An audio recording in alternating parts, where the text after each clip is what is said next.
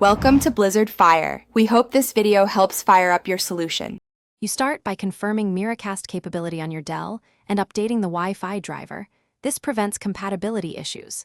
Next, power the TV or wireless adapter and put it into pairing or screencast mode so it's discoverable. Then make sure your laptop and the display share the same Wi-Fi network or use Wi-Fi Direct when available. This reduces latency and avoids routing through the internet. Once done, you're ready to initiate the connection from Windows.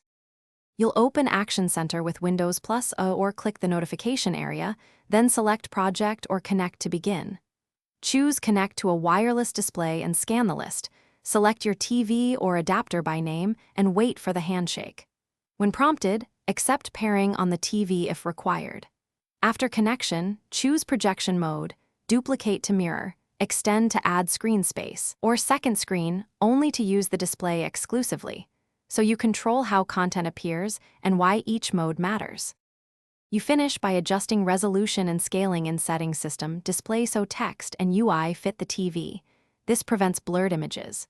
If you notice lag or intermittent drops, move closer to the router, switch to 5 GHz, or update your network and graphics drivers.